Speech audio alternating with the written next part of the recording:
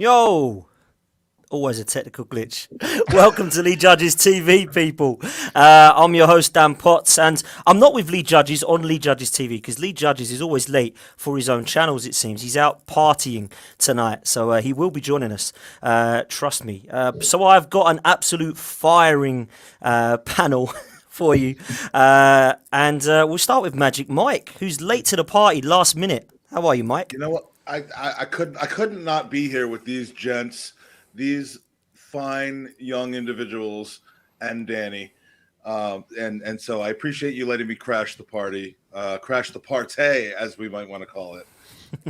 But always having a good time and loving life right now, Dan. Thanks for having me. Mike, you're always welcome on, bro. You know that. So as soon as you said what you're up to, what's all going on tonight, can I jump on? The answer is always yes. Tom Canton is in the house. How are you, sir? Very good, thank you. Just still recovering from Friday evening. I think it was a very nice evening. Is what it was. Yeah, it was excellent. How about yourself? You good? Mate, I'm good, and it's been a wicked weekend, which we're going to come into. Before we go into those results, I've only managed to get one of my favourite Dannys on the show. He is the only Danny I know, but he is my favourite Danny. Danny, how are you, mate? It is wonderful to be able to speak to you on your new venture and Tom tonight. And yeah, I'm looking forward to it. Oh, and what's his name? On your new venture and Tom tonight. He's forgotten somebody, but they normally say they leave the best till last, Mike. So, don't be insulted by that. Do you know what I I'm mean? saving all my love when he comes over mine on Thursday. That you will look forward to that. I don't want to know what you two get up to, by the way, but you have a great time, whatever it is. I don't want to know what we're going to get up to either. So, Is he drinking Holston pills? No. Oh, he's hiding it. He's hiding it. Ban him. What's worse, Holston Pills or Camden Hells? That's what I want to know. What's worse? Because I don't like either. A lot of Camden Hells has been kind of a go-to for me this week. So that and Cronenberg. Look, and the Guinness that I had was quite good, actually. I will say. Other alcoholic beverages are available. Yeah, for me, Cronenberg's the best you've said out of all of them. Otherwise, there we go. That's the best way to drink it, Mike. Gentlemen, this has been a very good weekend. Not just because of Friday night's performance, but of course the games yesterday and today. Some shocks, of course, at the weekend that did not expect Everton to get hammered by Claudio Ranieri's side Watford, especially when they went 2-1 up. I didn't quite know what was going to happen in today's fixtures, though, so we will touch on that as we move forward. However, there's no better place to start than a Friday night. And I'm going to start with you, Tom Canton. Tom, I want to ask you a couple of questions in relation to Friday, because I know you've always been one who has given the manager and the players some time. You've wanted to see what's been happening in terms of this process. And I cried out for something different because I felt like Mikel Arteta was under pressure if he didn't take 3 points on Friday night. And it looked like I got it. Me and Kev Campbell on Thursday night were talking about potential new formations, new team selections, and it looked a little bit like both. I want to ask you a couple of questions, though, Tom. What was the formation? Because I saw 4-4-2 throughout quite a lot of that game. A lot of people said, no, it wasn't. It was 4-2-3-1, but with Lacazette playing more of a number 10. I think I kind of saw both positions. But, Tom, I don't really care, mate. We played so well in terms of the link-up play. So what did you think of the formation, and what was different about Friday night for you, mate? Well, if you've ever sat in the lower tier of either the North Bank or the Clock End, you'll know that it is impossible to know what formation you're playing whatsoever because the angle that you're sitting at doesn't enable you that pleasure. But thankfully, through modern technology, you're able to watch it back. And I see where people are coming from with the 4-2-3-1 because Lacazette was dropping in deep quite a bit. But I look at those two as strikers. I think it was the idea of playing with two up top, with Lacazette just having that additional role of be able to drop in. And I don't think it's necessary that we have to label the way in which we played with numbers. We just played fantastically well, and whatever system that we chose to use clearly worked. One of the biggest criticisms I think I've had of Mikel Arteta has been a stubbornness that he has to stay very loyal to what he's used. And despite all of the arguments going against what he's currently using, going and switching it up and making some changes is what we've needed. And he did that, especially when you consider that Villa were playing a back three. Arsenal struggled ridiculously against back threes, Chelsea, Brighton, and then Crystal Palace more recently too. We failed to pick up wins in any of those games. We saw a back three that Villa played that they've gradually been using more often this season because they've not started on so well, and Dean Smith's tried to change things himself. And we reacted to it, and Arteta reacted to it. And so you've got to hand the manager credit for the way that he set up, selected, and delivered the performance. Yeah, 100%. And I think Caps in the chat has got it correct here by saying it was a 4-2-3-1 and 4-4-2 in periods of the game. Danny, let's come to you on what you thought the formation looked like. And I mean, I thought it looked pretty good in the first few minutes against Palace. The difference between this game and, of course, the Palace game was that we just seemed to continue to dominate and not allow Villa to dominate as we did with Palace. So what did you make of Friday night, Dan? Well, immediately I thought, hold on, we're getting the ball and we're passing it back, and then we're passing it side, and then we're passing it back, and we're passing. I see the whole point of doing that. You're trying to draw the other team out and then make them on like. Is there a word for this, Tom? You know, normally when someone's attacking, you get the ball and you counter attack. Is there a word for it when you're drawing them out and then you counter attack, even though they weren't attacking? Rope-a-dope. Baiting, bait the opponent. I suppose if you're whatever. baiting them out, yeah. Whatever the terminology is for that, that's what we're doing, and they know we're doing it, but yet they still keep falling for it. But it seems to be working, and so many times we saw against Palace that wasn't working, and we're playing back too many times. But then after about 2 or 3 minutes again against Villa, I thought this formation is working. Lokonga is looking brilliant in central midfield, and I just hope that Arteta sees that and doesn't bring Xhaka straight back in like he has done every other time that he's done anything wrong. We've seen that playing Smith Rowe out wide and Saka on the other side is brilliant. And yet again, although Pepe may have done a load of stuff in previous seasons, when you look at his combined stats and goals, I don't want him in the team.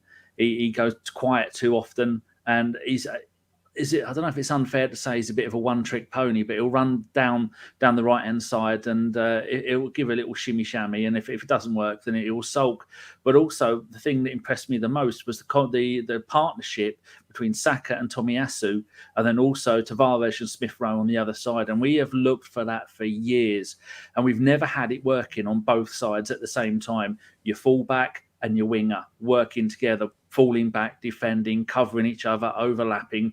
And I think that is one of the most important things that I don't know if Arteta stumbled upon it or whether it's planned, because Tavares was absolutely fantastic. We loved Tierney last season, but then the performance that Tavares put in, you think, well, that's better than anything Tierney's done this season, sadly. I must admit, there was a few players on Friday night that could have got the Man of the Match award, and I totally understand why Smith Rowe got it, because I thought he was sensational. But I was really impressed, Mike, with the partnerships, because Partey and Lokonga, they had a terrible night on Monday. Partey is an experienced head, but Lokonga is a young lad of 21 or 22 years old, and he had an absolute nightmare with some of the passing and, of course, the mistake for the goal. It would have been quite easy for him to kind of get his head down, lose his confidence, and come into this game really nervous. But actually, he totally bossed it in midfield. And it wasn't just him and Partey that impressed me in terms of that partnership. Obviously, Lacazette and Aubameyang moving forward were great linking up play. But Gabriel and Ben White proved that they seem to be getting better as a partnership each game. So this kind of 4-4-2 in parts, I thought really worked with those players and allowed the Tavares and Tomiyasu to come into the game, as well as Smith Rowe and Saka. So what were your thoughts, mate? Yeah, I mean, the formation that I care about is the 3-1, because that was the final score. Formations, if you've ever heard me talk about the predictability or lack thereof of Arsenal, it has less to do with formations to me and more to do with mentality, with approach, with essentially the way that they approach the game, because this is essentially the same group of players, not 2 and 11, but mostly the same group of players that we've seen absolutely not show up in particular games, and the same group of players that we've seen just dominate Spurs and make them look like kind of a worse version of how they look today against West Ham. This is why I don't think Arteta's lost this team. This is why, as much as is valid to question his lack of experience, and as valid as it is to point to him for all of the woes that Arsenal has had this season, when you see this team play like that under his leadership, you see that it is possible.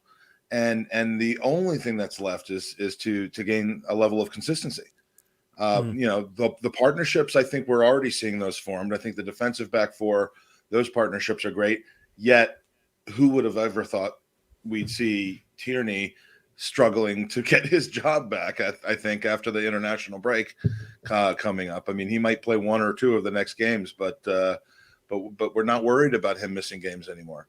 That was a great purchase over the summer, and clearly he can play on the left and link up with his attackers. So, there is no perfect formula, but when we can adjust and have different combinations of players play against teams and just be up for it and play 90 minutes of football like we saw on Friday, almost 90 minutes of football, that's why I think we're a top 6 team. I mean, we are. We're not seeing it nearly enough. Yeah, and I agree with you on paper. I think that we are. The team says to me that it can compete with European places. And I think that although every game is a hard game, it seems this season, there's no easy games, I still believe on paper we have a team that should be in and around that area. Big up to Guna Russ, by the way, in the chat. We all know Russ. We all love Hoggy. He said, you only get these partnerships with consistent team selections and tactics. I totally agree. And one for Danny. The word you're looking for apparently is set traps and lure the opponents out. There we go. I call it rope-a-dope. There's like Muhammad Ali used to do a style of boxing where he would essentially let the other guy punch himself out and then go back on the counterattack. So rope-a-dope, I think, is what we're looking for here. Fair play. Tom, let's come to you about consistency, because it's our big bugbear. We seem to be winning games, losing games, drawing games, and there's no consistency in terms of our performances or our results at the moment. It is all over the place. But as everyone keeps reminding everybody else that has any doubts, we are still undefeated and we are still on this run. Now, when we did it under Unai Emery, it was 22 games. Do you believe that this side, which in my opinion is better, has the ability to go on a run of games like that now? Or are we going to come unstuck again, do you think, Tom?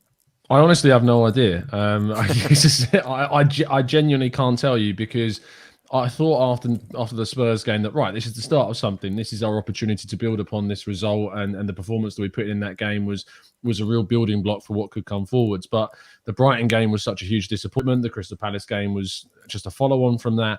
And we've seen a reaction, and we've seen maybe it is, I think, the best performance of the season. I mean, the Spurs game was 45 minutes that was great, and the second half we just kind of managed that second half and allowed Spurs to get back into it, and eventually they scored, and arguably they could have had a second if it wasn't for some Ramsdale heroics at the end. So I think that the Villa game certainly showed us what Arsenal under Arteta and this team can be capable of.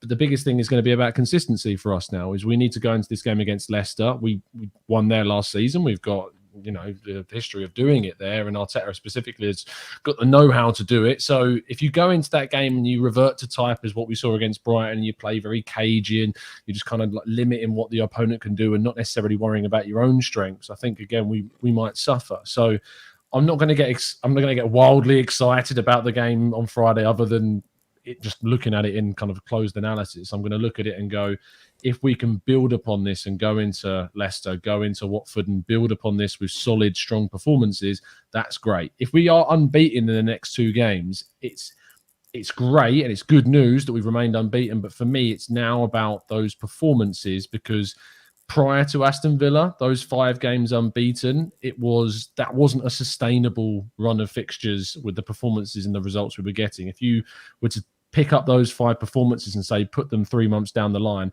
we may have come out there with only 1 game that we didn't lose, because the performances just weren't up to scratch in those games. So we need to build this consistently, and we need to make sure that we're going through these games with top performances on week-by-week basis. Yeah, I think you're spot on with what you're saying there. And I think that, Danny, I'll come to you on this, because with Mike, I don't think the players have down tools on the manager. I think they're behind him. It certainly looks to me as if they are happy at the moment playing football. But where I slightly disagree with Tom is I don't think it was the best game of the season. I actually think it's the best game under Mikel Arteta so far. And people might say that that's not right because obviously we won the FA Cup. But the way that we played football and the performance was the way that I want to see Arsenal playing in terms of an attractive style of football. Something I've questioned that we've ever had, to be honest, under this management. And I really started to see some link-up play, Danny. I started to see some passing in these triangles that people have been talking about. I started to see a high press. And what I think the formation allowed was not just Lacazette and Aubameyang to kind of link up with each other, but it gives Smith Rowe so much freedom, which in a way was why I believe he had the chance to get himself a man of the match performance and a goal, which he totally, fully deserved in my opinion. So what was your kind of thoughts on this style of play that you saw? And also, I think I have to come to Lacazette because I think he kind of made the difference when he came on against Palace. And I was really interested to see what he was going to do at that Villa performance. And I thought he was outstanding, Danny. I really did.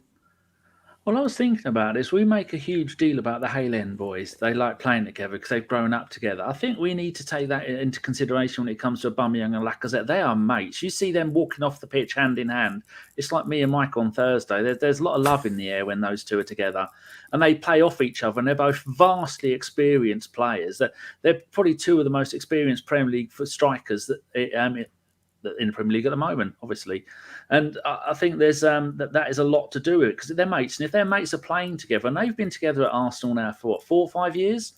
And then they know the way each other play. And then the way they were both dropping deep to come and get the ball. And Lacazette has done a lot of that in previous years. Aubameyang was doing that. And you were saying about downing tools. I think they did it under... Aubameyang's going to be one of the first players at that club to go, I'm bigger than the manager. I'm more important. I'm on a higher wage. I've got a bigger profile. And you can see his head drop now. This time last season, I had a little look. After 9 games, he had 3 goals. After 9 games this season, he's got 7 goals. Stat padded a little bit against West Brom in the League Cup, but still to score a hat-trick then. And he's looking really good. And every aspect of it is, of the whole team is looking really good. And I was watching Liverpool play today. And the way they're such one-touch passing and then off and then constantly running, constantly doing that. And I think beginning of the season, this is the kind of way that Arteta would like them to play. Confident passing, holding onto the ball. And we couldn't do it. And I think it might have been a fitness issue. And you see them game by game, like Tom was saying, the Spurs half. First half against Spurs, brilliant. We did it for most of that game. Against Villa, we did it for about 85 minutes. And you can actually see progression of not only tactics, partnerships, and then you take also into consideration that our back 5 have only played 5 games together in their entire career. And some of them have only been at Arsenal for 5 minutes. All these little pieces of the jigsaw are all finally coming together. And also, if Arteta does want to play that kind of football, we know over the years with Klopp, he gets his team, especially at Dortmund, he runs them into the ground, and after 2 or 3 seasons, they're knackered. Maybe that's why he's gone for younger players, because younger players will run all day long, and they're all in their early 20s. Maybe that's his plan, because you saw the spells where we were keeping hold of the ball during that game was almost like peak Wenger ball. They couldn't get the ball off us. And I was looking at that and thinking, wow, not only is that an excuse to have a bit of a breather, but you're driving them nuts because they can't get the ball off us. And when they did try and get the ball off us, they were fouling us. Brilliant. Yeah, it was exceptional. And I think this young crop of players we're seeing, perhaps this is the start, fingers crossed, of that coming to fruition. I want to talk about the midfield battle and the domination that we had in midfield with Lokonga and Partey. But before I do that, I'm going to bring somebody in who is late to the party. It's Mr. Lee Judges. How are you, sir? Oh, can't complain. What a fantastic weekend of football. What a fantastic weekend. What a Super Sunday that was, wasn't it? Hey, come on, for us Arsenal fans, that is what you call a Super Sunday. Well, it was, and I think Friday made it even more of a Super Sunday, if I'm honest with you, Lee. So let's get your opinions of it, mate. I know that I saw you for a brief moment after the game, and we were both very excited about what we saw on the pitch. Completely different to the Monday night game, Lee.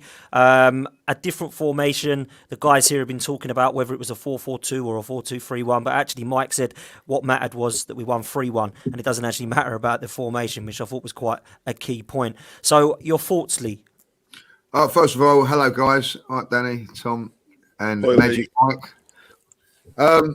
Listen, I thought I just listened to what Danny said, and I agree.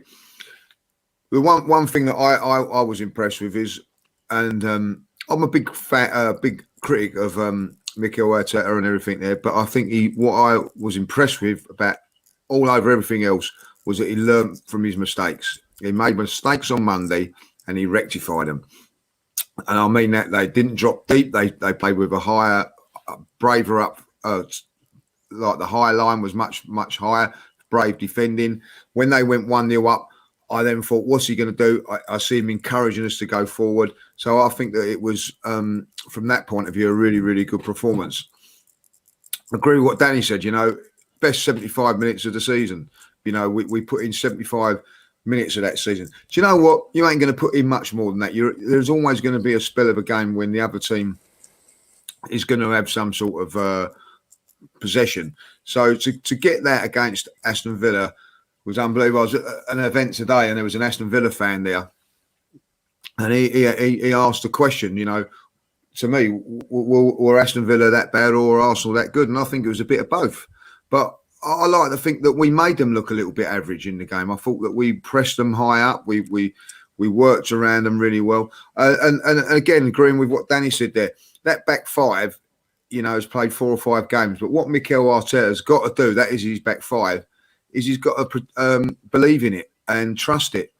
And for me, the best, I know it was great to score the goals, but what I liked about Friday was when we conceded that goal, Aaron Ramsdale done his nuts. And I love that. I remember a few weeks ago, back at Sheffield United, Russ, who's in the chat, we went up to Sheffield that night, and I think it's always unfortunate. We was right behind the goal, right at the front. So we was like 10 yards from the goal. We conceded a goal from a corner, and not one player moaned, had a go at anybody. There was an acceptance. Oh well, and walked back to the halfway line. And it's bugged me for a very, very long while that, professional footballers not having a go at each other and everything like that. It's not personal when you have a go at someone. You just do your jobs properly.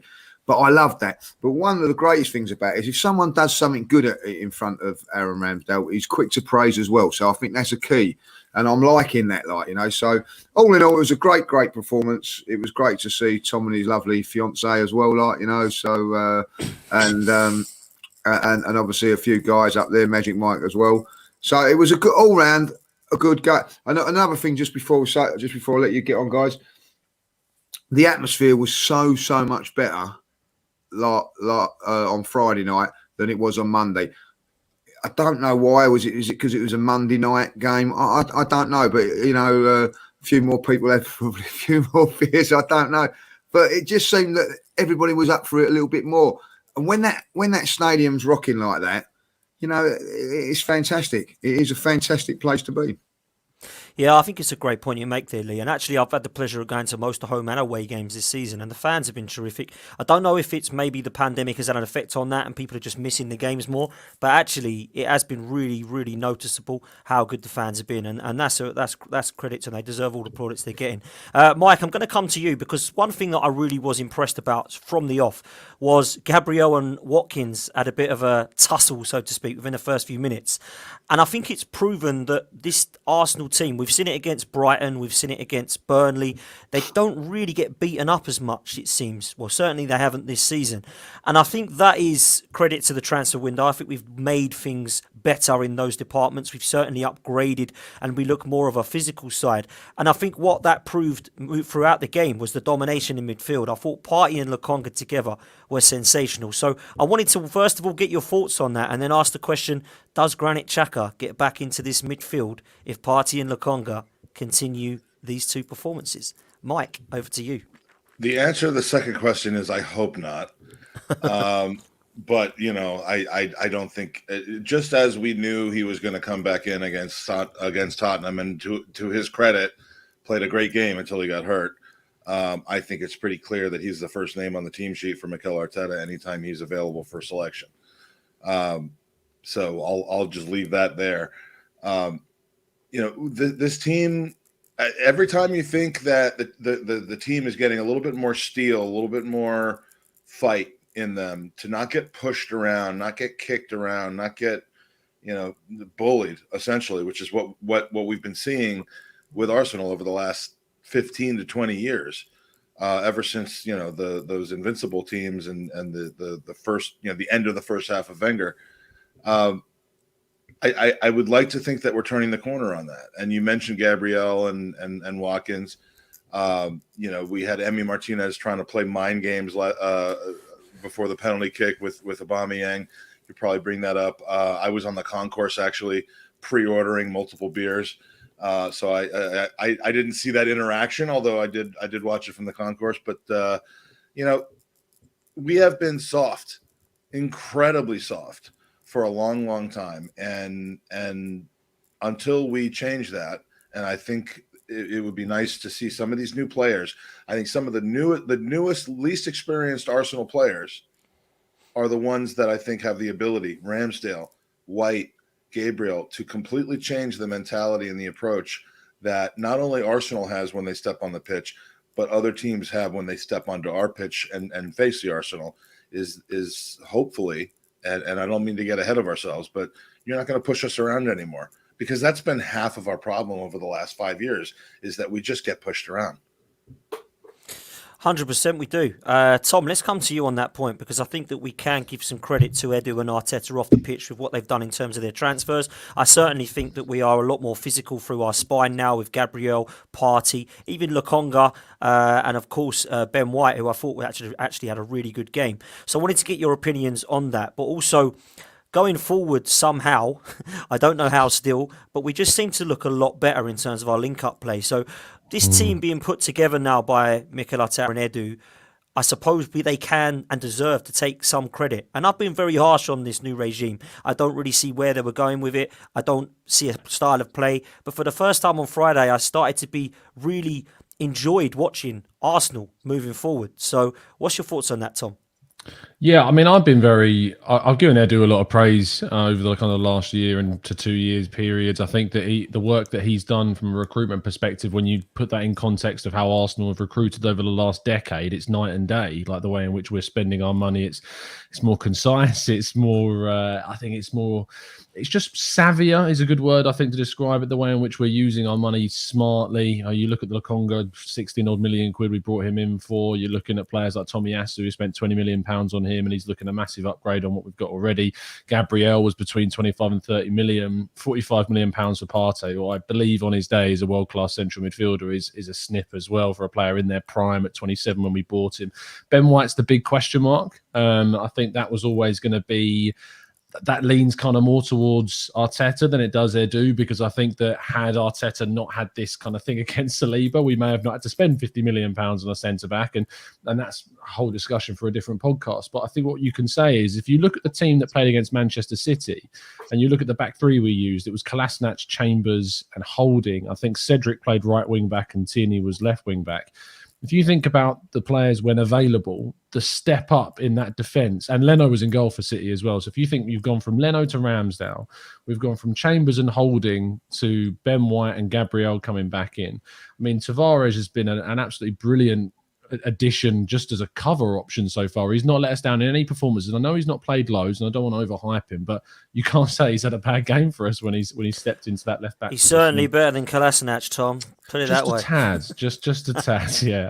And Tomiyasu at right back. I mean, we needed desperately an upgrade on Bellerin, and he's not really let us down. He's had a couple of tough moments, I think, transitioning in those games against Brighton and against Crystal Palace on Monday. But overall, Tomiyasu's proven to be a real top-class kind of addition so far. We are only 8 games in, or 9 games in the league, and I think, 11, 12 throughout the entire season across all competitions. But it is looking like those two, Arteta and Edu, have really changed the way Arsenal have recruited and are building something. Now, it's now about the performances, and we go back to the consistency argument again.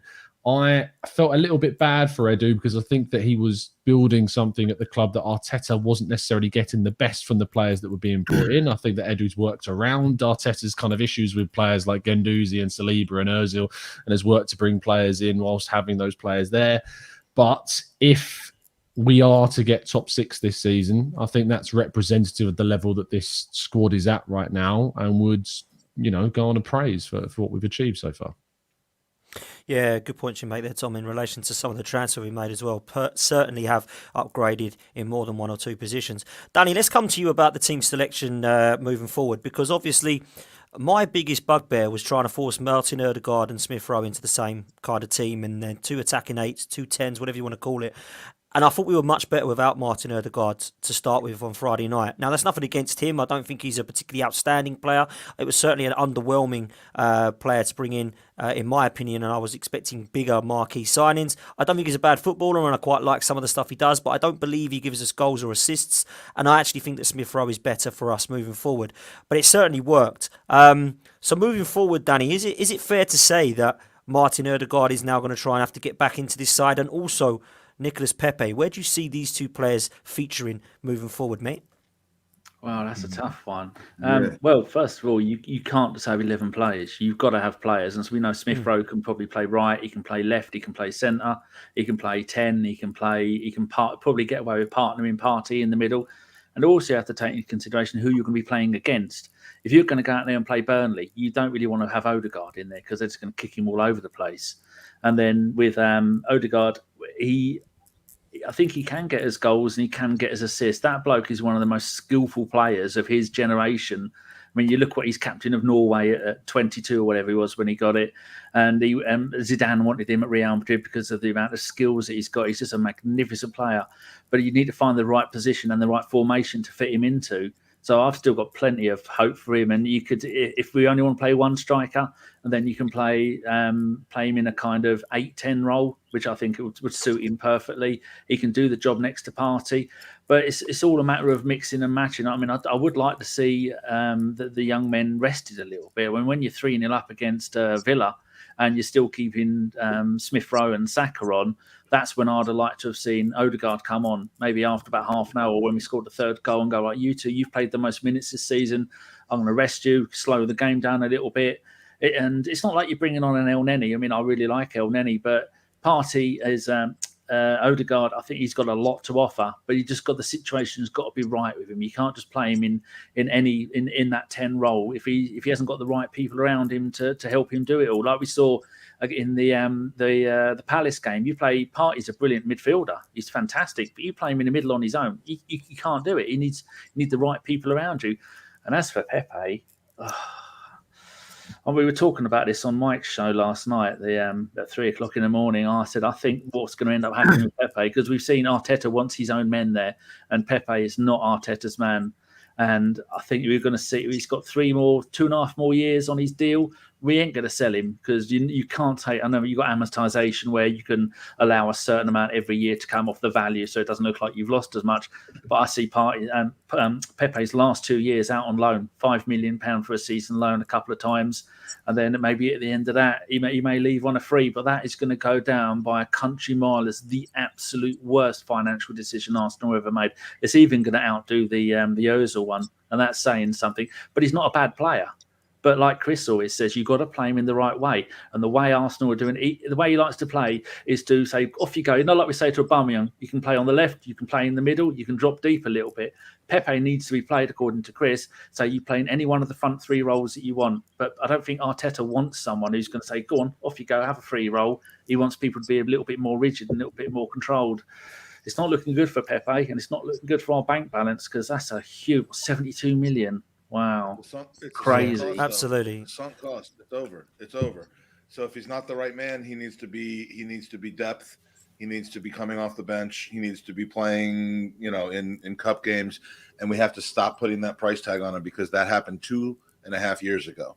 It's over. I'm with you in terms of the price tag. I wish we could just wipe 72 million off of the face of the earth because because that has something to do with everything that we do, say, and think about Nicolas Pepe. And if it didn't, if he was a 24 million pound player, we'd think about him like we do Cedric right now, which is, he's out of sight, out of mind. Yeah, no, listen, I agree with that 100%. Lee, I'll come to you on that point because there's two ways to look at this. You look at Pepe, Martinelli, Ødegaard, Lacazette missing out on some minutes, but actually the competition for places is a good thing in my opinion for Mikel Arteta, and it actually proves that we do have some strength in depth and that the playing staff are not as bad as some individuals might think that they are. What's your opinions on futures of Pepe, Martinelli, Ødegaard, and of course Lacazette, who was brilliant on Friday, but still has a contract up in the summer. What's your opinions on those players moving forward, Lee? Well, first of all, I am worried about Martinelli. Again, I'm agreeing with Danny there. Like, Aubameyang was shot 20 minutes before he come off. Get Martinelli on, give him some game time, rest a couple of players. You're 3-0 up. I'm worried about the sort of game time and minutes he's going to get, and that's probably a little bit down to Europe as well. There isn't the European games where you can rotate. You can probably rotate a few again on Tuesday night, but I'll be furious if we lose that game by rotating on Tuesday night, because that's a competition now. We're not in Europe. We need to be going deep into these competitions. So a very, very difficult situation for the manager. Listen, I had a conversation about this with Pepe. If Arsene Wenger was his manager, he'd be brilliant, Pepe. It'd be absolutely mind-blowing. But he's under a manager that doesn't rate him, doesn't like him for whatever reason. And that happens in football. You can be the best player in the world, but if the manager doesn't want you or rate you, that's it. And that's what we're looking at here. Unfortunately, I look at Pepe and I think that, yeah, he had a bad game the other day, but you could realistically pick any of the forwards for that. Lee, can I just ask you on that Pepe point? Like you said, if Arsene Wenger was Pepe's manager, he'd be brilliant. I just want to know why. Like, why do you think if Wenger was his coach? I think when it comes to attacking, he was more attacking minded. It'd be more free flowing. Look at the players that he's produced as attacking players. But if Arsene was coaching this squad, who would he be picking Pepe over? I think he'd lean towards Saka, wouldn't he, over Pepe? Well, I don't know what money would, but I just think that if you go back 5, I think anybody really, if you're spending £72 million on a player, as a board, like an owner, I would be going, well, I've just spent £72 million on this player. You're going to have to make him good, and I don't think we could. And when I say that, this is the thing, because I see it with my own eyes. Pepe played really well in the first 10 minutes against Palace. As soon as we scored, Mikel told him to get back and get on Tommy Hassel's toes. And when he tried to go forward, he stopped him doing it. Stay there, stay there, stay there. Don't go forward, don't go forward. Now, I'm pretty sure Arsene Wenger wouldn't have been saying that, do you know what I mean? Like, he'd have been just saying, go out there and express yourself, go and express yourself. And I think that is, again, what Danny says, if he really rated him and everything there, he'd say to him, go and have a free roll, go and do what you want to do. I look at it, a couple of things that really look at it with me, with Pepe, and these are the reasons why I think that Pepe's never ever going to make it at Arsenal. When we won the FA Cup and League Cup, Pepe was really playing really, really well. Played really well in those sort of games. What was his reward for that? Willian come and signed. Yeah. Willian come and signed. You know what I mean? And went and bought Willian. You know what I mean? Like, so if I'm Pepe there, I'm thinking, hold on a minute, I've just had 72 million. I'm doing it. I've done really well. When I said, what are now being left out for a free transfer in Willian? What does that tell me? Then I look at it. Anytime that he plays bad, he's the one that gets left out. And I just feel that you have a look at it, like, I think he could be a decent player on the left-hand side. But when and Saka plays much better when he's on the right-hand side. So what's he do? He never plays him on the left-hand side. So I think to myself, is he playing? I don't want him to have a real good game there, because I'm going to have to keep him in the team. You know what I mean? So I think he makes it difficult for him. Like, you know what I mean? I really do. I think he makes it difficult. And then, like, I don't want him playing well. I would actually say to him, if you're spending all that money, try and find him. I don't want him playing well, because no, mate, what goes on in football clubs and things like that. He does not like him. He does not like him. I don't think. I agree with you on that. I'm not saying it, you know what I mean? But, like, seriously, it would make it harder for him. If he scored a hat trick, then how would Arteta justify not playing him? That's what they say. Arteta will be on the side throwing things. You know what I mean? Like, I look at certain things. You know what I mean? I know you might think, because wrong thing and all that. He gets sent off against Leeds. He pillars him. Someone else gets sent off.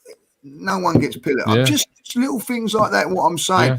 Yeah. I've been in dressing rooms. I know what happens if a player. You get the sense of feeling that you're not liked. Now, The other side of that is, and I think this is an important You've never felt that way, though, right? I mean, you personally have never been the well, you target. get into some sort of dressing room, do you know what I mean? Like, and you play, and you think, like, I don't know if he quite rates me and whatever. Like, for instance, if you keep being taken off, you can lose your confidence and things like that. And I'm telling you, I was fortunate that probably like the managers that I got probably did. There was one manager. I'll tell you about it another day. Like that, he come to the club, and he just baldest. He was baldest. No, he just didn't. I'll tell you the story. Did they ever find the body? Story. he just didn't fancy me as a player, right? And what happened was he come in, the new manager come in, and like always had the number 7 shirt and everything like that, and he stamped his authority. So I'm not having all this number lark and all that, like, you got to earn the right for the numbers and all that, like, fair enough, like, you know what I mean? So he gave me another number. I think I got number 8 or number 10, can't remember. And I picked it up and I went, oh, that's all right. As long as I don't get the number 3, I'm happy, right? What number did I get the next game? Right. 7. So then I knew then that, you know what I mean? Like, I knew that, it weren't going to go my way, you know what I mean? So what it can do is when you know that the manager doesn't like you and all that, like, it can affect your game. It can affect your confidence. I think that's what's happened with Pepe. I really do. I actually think he'd be worse. I think he'd be worse under Arsene Wenger. Just come back. I think Pepe would be worse under Wenger, not because Arteta's a better coach or nothing like that, but ironically, Arteta's tried to play a more counter-attacking system than Wenger ever has, and Pepe is so suited to a counter-attacking system. That's how he played at Lille. That's how he played when they won so many games. He'd hit teams on the break in France. And Wenger wanted to play a possession-based, dominant performance, which just doesn't really work, I think, with Pepe. So whilst I think there's merit in saying that if he'd assigned him as a £72 million player, I agree he would have played him more than what Arteta is playing him. Yeah. But I would argue that Wenger's style of being a dominant possession-based coach would actually have fallen against Pepe rather than worked for him. Oh, well, I don't know. I just think that he just needs someone. I'm just saying for Arsene Wenger, he needs someone that's going to put his arm around him and just say, like, go out and play. And I think Arsene Wenger let his forward players go and express themselves. The one thing I think with Pepe, and when you say about on the counter-attack, I think he slows it down. He has 3 or 4 too many touches. You know what I mean? Oh, listen, me and Dan have this argument about it all the time. I think for his ability and class, and there's no 2 ways that he's got that. He's got tremendous ability. I think he doesn't produce enough for the ability that he's got, and that's my opinion. You know what I mean? And Mesut Ozil was another one of them. I do get that, and I do listen. I'm not. Pepe's not my favourite player. I feel like he gets a lot of unfair criticism. Name me another winger in the last 2 years that's got more goals and assists. Oh, wait. There ain't one. Name me who created both of our goals against Crystal Palace. That was you. Pepe was apparently. There ain't much really. No. Well, there ain't one. That's what I'm saying. Waiting for a bird to chat him up. Tell me who it is. And here's my next point. But yeah, there ain't one. I'll wait there for ain't 10 one. minutes. Okay, no. There ain't one, right? So when you look at one game, yeah, Pepe for me. There you go. I just don't feel like I think he gets a lot of criticism. The Crystal Palace game, he got dumped out of it. Who created both the goals? Pepe. But he got dumped out. I don't give him too much. Look at, I don't give the credit really loads. I mean, if you look at the Crystal Palace game, the second goal in particular, anyone in his position in the last minute of a game gets the ball there and just chucks it in the box. I'm not gonna slate the delivery because it was a good delivery, but he'd messed up about 4 corner kicks prior to that during the game. And earlier in the game, he cut inside and took a shot that he always takes. And if it weren't for a Gaeta palming it straight to Aubameyang, I can't look at that game against Crystal Palace, Dan, and say that is evidence to tell me that Pepe needs to start week in, week out. I'm not saying that's not what you're saying. That's probably right. Yeah, that's probably right, and that's not what I'm saying. But I'm saying that the reason I don't feel he deserves the criticism he gets is because he is very dangerous and he's threatening. Against Norwich, he created that goal for Aubameyang. He's created both those goals, whether you like it or think anyone could have done it or what. Goals still went in. So I do believe he's dangerous, and I think we're not saying he's a bad player. We're just saying, should he be selected above the other options that we have? I wouldn't mind.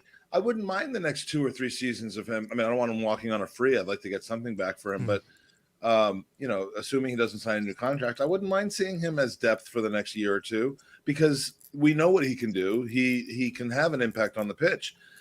Do I select him over Smith Rowe when Odegaard's also in the game? No. Do I select him over Saka? No. What we saw on Friday night with Aubameyang and Lacazette actually playing well together, is there a place for Pepe? No. But you can't just have the drop off from those guys end up being whoever we brought in. I mean, look, there's always the Martinelli quandary, but it's not like we have a tremendous amount of talented. I agree, and that's why I think we don't have a lot of talented wingers, and that is basically what I'm saying. So I don't think he deserves a lot of criticism, because I just think, wow, Pepe only scores 4 or 5 more goals than the other options, so he definitely can't play. That's what it looks like at the moment. And it's like, this guy finished the season so well. And it's like, I think he deserves a little bit more credit. I don't think he's a horrendous player like people sometimes make out. I want to make that clear. I don't think he's bad. Yeah, I just think that we should. I just think we should target better than him. That's all. I think. If someone came in the summer and said, "Here's 25 million for Nicola Pepe," I'd snap it up and go and buy someone that can fit the system that Arteta wants to play. And I agree with that. I just thought, my point I'm making is, I think sometimes he gets unfair criticism, and I don't think he's an awful footballer. And I think that at the moment it's quite good competition for places, in particular with the fact that Martinelli can't get in. So that leads me on to Tuesday night before we start to wrap up, boys. Obviously we've got Leeds in the cup. Mike, let's come to you. What are you looking at Mikel Arteta doing? Are we going to be using this as our Europa League or Champions League night and rotating? Or are we going to be going for it against, well, let's be honest, a very strong Leeds side that it will be, I imagine? I would be surprised if we see more than 2 or 3 changes from Friday night. At this point, there's no FA Cup yet, not for another 2 months. Plus, we are on this situation where we've got Monday, Friday, Tuesday, Saturday. These players don't need rest. This is not a Sunday, Thursday kind of thing. It's just been spaced out differently. So this is a massive game in the sense of keeping the positive vibes going, keeping the energy and the confidence of the team going. And it's silverware we haven't won for quite some time. And I think he's got to be targeting this as actually an opportunity to try to, look, if we finish 8th and we don't get into Europe and we win the League Cup, is anyone going to see this as being a massively great year? No, but I do think it would be a nice bonus to win this cup. So I mean, I don't know what the formation will be, but I don't think we'll see wholesale changes. I think it'll be very close to the same team we saw on Friday night on Tuesday. Interesting point. Before I come to Tom, there's 460 plus of you in here watching live. Please smash a like on the video. Please subscribe, and please head over to support our sponsors. Hit that button. Thank you, Mike. Please head over to support our sponsor, Sally's Artwork, on Facebook and Instagram. Tom, same question to you. What are you expecting on Tuesday, team-wise? And do you think we're going to go for this game, mate? Yeah, I do. I don't think you're going to see loads of changes. I think there'll be a few. I don't think it'll be like, you could effectively put an entire new 11 with the depth and squad that we've got available at the moment with only Granit Xhaka out. Of course, we don't really know the fitness levels of Aubameyang after he went off. Saka, I imagine, after he came back in straight away, may get a rest. Pepe will likely come in for him. Martinelli, I hope to see given a chance, but I wouldn't really make too many changes whatsoever. I want to see us go hard for this game. I agree with you, Dan, what you said earlier. We need to be going deep into these cup competitions, using them as a bit of a, it keeps the momentum going. It's an opportunity in this game. You don't want to just chuck this competition. Manchester City use it every single season to kind of springboard the end of their campaign. And so we need to use that in the same sense. We just need to use it as something that's going to push us forward. If we get knocked out in the semi-finals in January, or I think it's in January that it happens, I ironically, the semi-finals, I think, are when we're without 4 of our best players because of the African Yeah. Cup of Nations.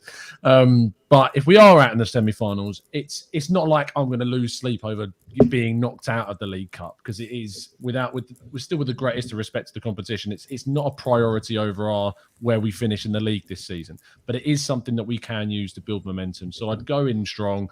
I want to get another win. I want to keep the unbeaten rowing and make it it'll be 8 games if you include the Wimbledon game from earlier on. So it's important that we get it done. Fair play, Tom. No, I agree. Danny, let's come to you. A lot of people in the chat saying that a top 6 or European places and a cup would be a good season. I'd have to agree with that. I think that we should be using these domestic cups as our kind of our Champions League kind of midweek games and go quite strong. I'm a little bit with Mike. I don't want to see wholesale changes. I don't want to see a different 11 completely. I'd still like to see some of the players get into this kind of side on Tuesday night. What's your thoughts going into this one, mate? Leeds are rubbish, sadly. Bielsa is shit the bed. They've won 3 games this season. They beat the mighty Crew 3-0. They beat Championship Fulham on penalties. And they beat Crew Watford, Alexandra. the magical Crew. And then they beat Watford, who are probably between managers at the time. You can't have the likes of Leno and Holding and Chambers and all these other players and Martinelli. You can't have them and not give them game for months on end. I expect quite a few changes, and we've got Leicester at the weekend. And we've seen from the results this weekend, Spurs losing, Man United losing. He's having a little sniff going, I smell top 4, maybe top 5. I'd dump the entire first team squad. I wouldn't play. I really hope that's what Arteta's doing, Danny. I really hope he's sitting there sniffing for top 4. He's sniffing the air like a dirty dog. That's what he's doing, and I don't want to see Smith Rowe play. And Saka looks like he's played in 2 Royal Rumbles and met the Rock in the final of each one. He's had a tough week. I don't want any of these players. They all need a rest. We don't need to win the League Cup. We can get into the Europa League. The League Cup will get you into the qualifying stages of the Europa Conference League, which my local team, Godmanchester Rovers, are in that next season. Fuck this cup off. If our reserve team or our backup team can beat Leeds. Leeds are, I don't know, Bielsa's a hell of a manager. They play wonderful football, and I think he's killed the players. So I'd change the entire team. I'd change them all because these players. Because you're like we're saying about Pepe. Pepe, as soon as Saka's out, Pepe starts. So we need to keep all these players fit and game. Because in the old days, Lee, we used to have these players that maybe drop down, play a reserve game. They don't do that anymore. I ain't got it no more. I agree. No, I think you are right there, Danny. And just to let you know that although the Rock was a great wrestler, Stone Cold Steve Austin was always better, mate. And there's no finals in a Royal Rumble. It's just the Royal Rumble. There's not a finals. No, it's just a big long match, and it's just no a free for all. Yeah. Listen, I'm with Danny. I think that he is going to make. I think he's probably going to make at least 9 or 10 changes. I think we're going to see Leno. I think we're going to see Cedric. I think we're going to see Holden and Pablo Marie. Tavares will remain at left back if Tierney's still out. I think El Neni will probably come in the middle, if I'm honest with you, and partner either Maitland-Niles or Lokonga. I think you're probably going to see Erdegaard in the number 10. And then I think he'll probably go Pepe and Martinelli, and then whoever the striker is. I don't know if it's going to be Eddie, Balogun, or Aubameyang. I really don't know, or even Lacazette. So that's my opinion. I really do think we'll go wholesale changes, and I don't know if that's a bad move or not. Personally, Lee, what's your thoughts? Yeah, listen. Part of me says, like what Tom and Michael said, go for it with the side because 1 or 2 changes, maybe 3 or 4. But I'm with you guys. I think he'll look at this and think that he can get through Leeds at home. I think maybe if we was away, he wouldn't have. But I think because we're at home, I think that he may make a few changes. I think Leeds will make changes as well. I really do. I think that they'll probably make a few as well because they're in the same boat as us. Their players need game time. So I think that they'll make a few changes as well. I can see Maitland-Niles coming into the midfield as well. I think Eddie will start. Balogun will be in and around it there. Martinelli definitely start. I also think that the central defender, Mari hasn't played for quite a while now. I think since the City game, so he needs to have some minutes. And I do think that,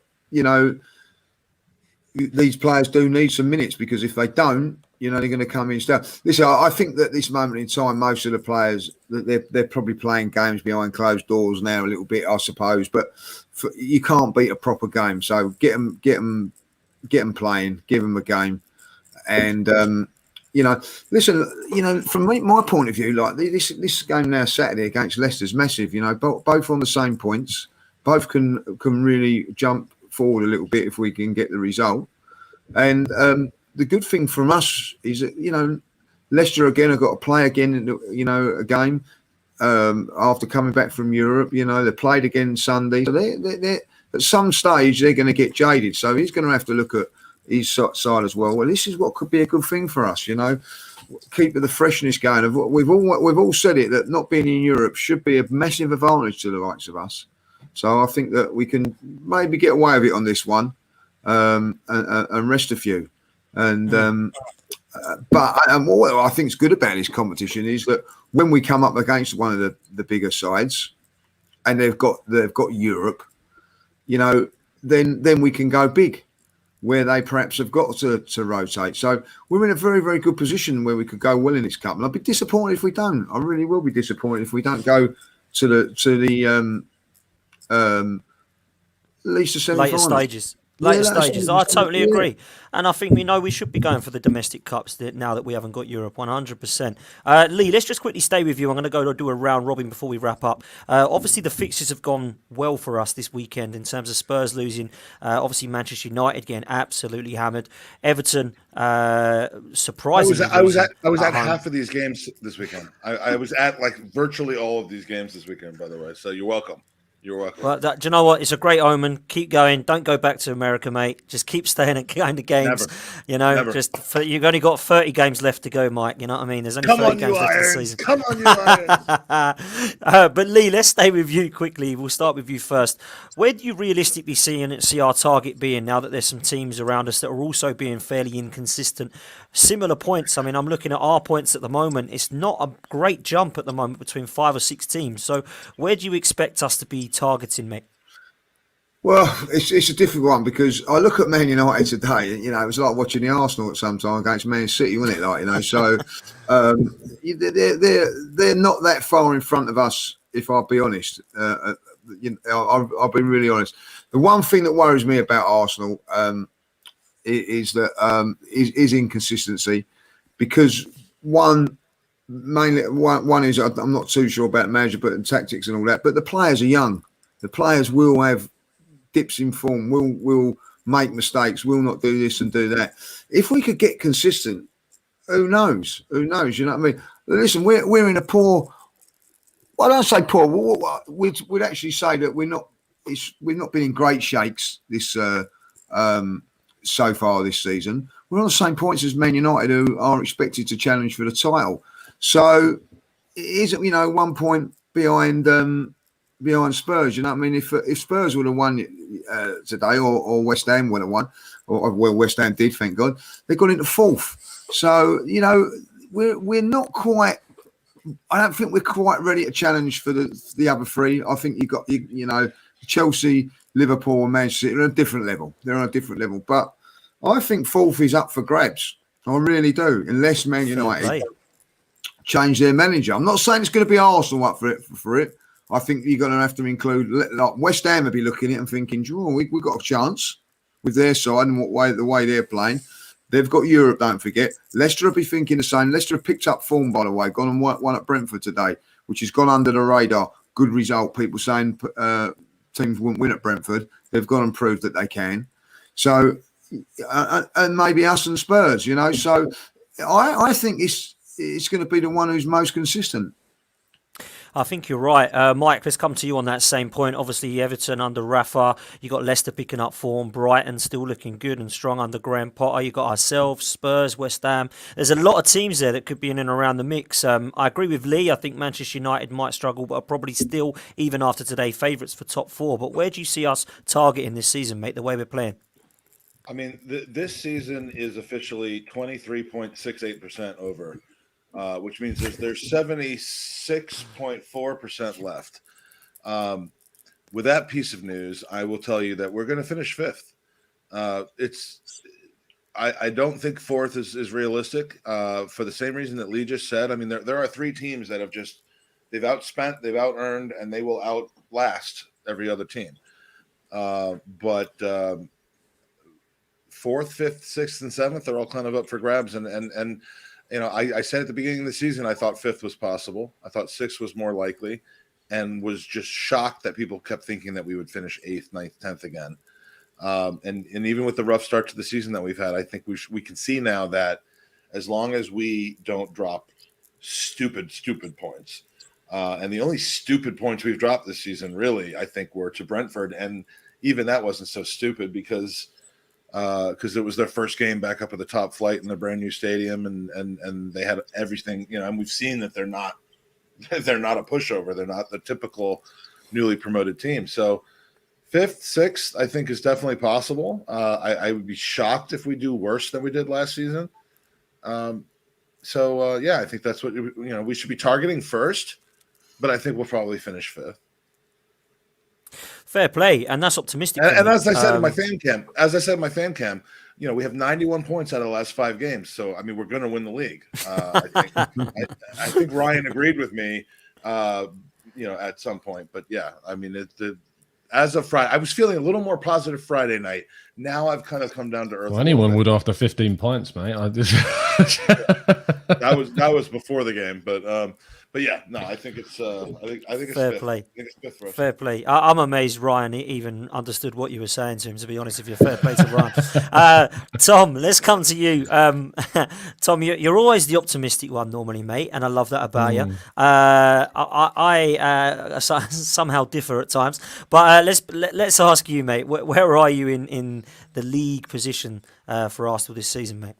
Yeah, I think Mike's spot on. I think you're looking at 5th place, 5th, 6th is what we should be hoping for this season. It's really weird. I would weirdly bet on West Ham getting 4th place this year. I really would. The thing about West Ham is that they've got something that Arsenal don't, and they have the fact that they have nothing to lose and they have no pressure. Like Arsenal have pressure and we have expectation. What West Ham did last season was great, and they're building. And yet, still with that, there's a sense of, a lack of expectation, a lack of pressure on them to just go into the next game without saying, like today against Spurs, they wanted to win that game. But if they hadn't have beaten them, I don't think there would have been a meltdown if they hadn't have won that game. So put them in that place. I was at the London Stadium today. The fans in that place are loving life right now. You don't see stress. You don't see. Why wouldn't they be as well? Well, yeah. I mean, they're just relaxed because they're playing with house money right now. Basically, is how it comes across to me. Yeah. I think Leicester will have their. Yeah, they could do. I think Leicester will have their classic end of the season slump, as we always get. Everyone gets very excited about Leicester in the first half of the season, and then they just can't maintain it. Arsenal should be looking at top 6 is the target for this season. If they don't get top 6, Arteta should lose his job. Absolutely, because we're better than that. When we have a better squad than that. But that's what we should be looking at. And if we get top 6, I'll be very, very happy with our season. Fair play. Danny, let's come to you. If anyone did watch Harry Kane's amazing bit of defending today against Antonio, it was absolutely outstanding. Well worth a watch on Match of the Day. Danny, let's come to you. Same question, mate. Well, we all know that Man United are collapsing like the chairs at Mike's rented pad at the moment, and Spurs are following. There's currently a pile of broken chairs outside of Highbury.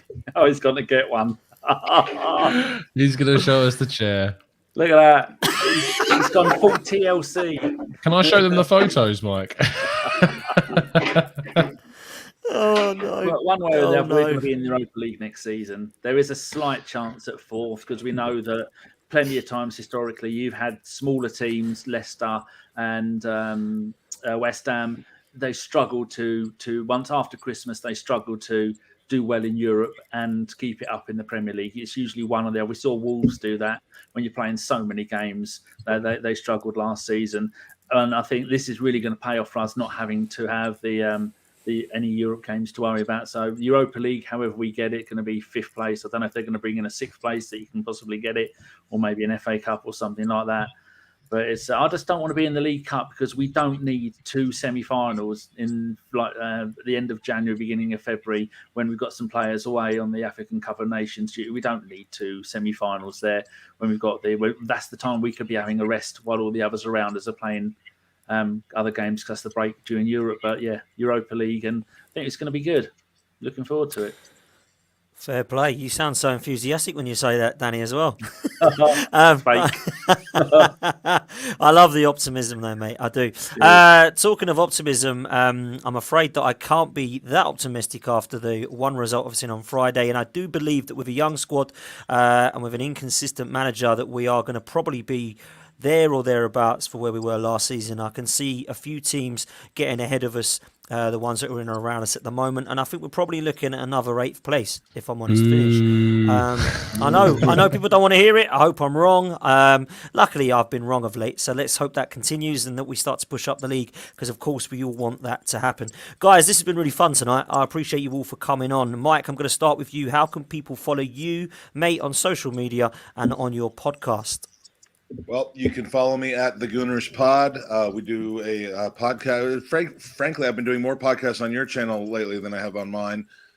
We do Arsenal Soup every couple of Tuesday nights. We're going to get back on a regular schedule once I'm back home. But please, last week or so of Gooners versus Cancer, the award-winning Gooners versus Cancer. We're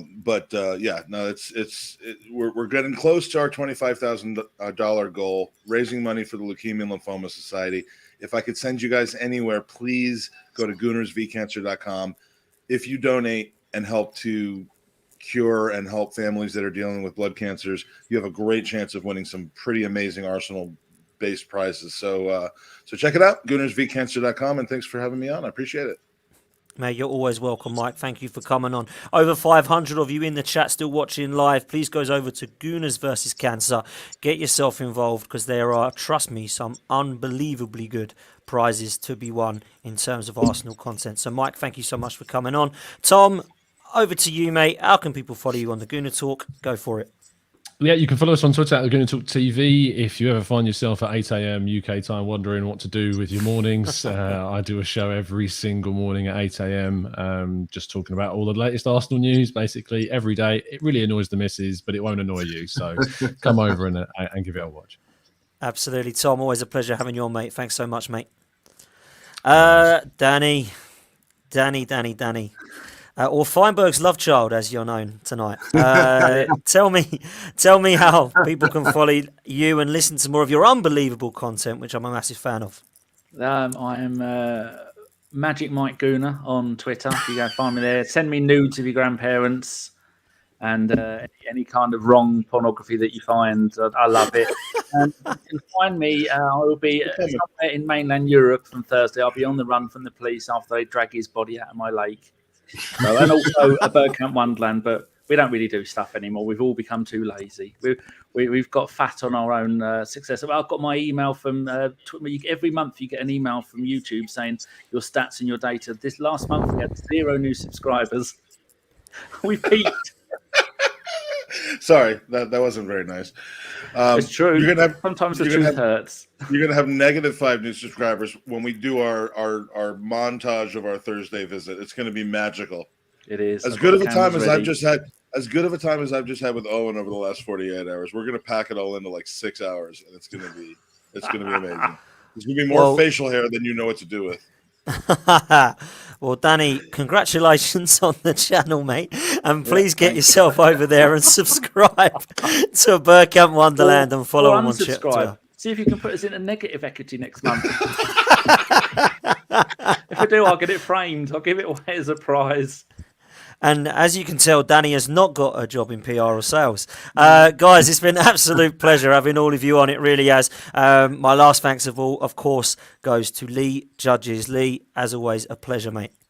No, yeah, thank you very much. Sure, I was a bit late, but I was at an event today and I've only just got back, and had a few free beers. So, any bread rolls available? No, there wasn't no bread rolls. Unfortunately, there wasn't food. Can you believe that? Like an event without food. No bread rolls? No bread rolls. No. Unbelievable. Just half pints, mate. That was all there was, I'm sure. Yeah. I'm sure. Prawn Absolutely. Guys, it's been an absolute pleasure having you all on. Thanks to everybody in the chat. It's going to be an interesting season. Some ups and some downs. But we always want to see an Arsenal win. Until then, we'll see you next time, guys. Take care.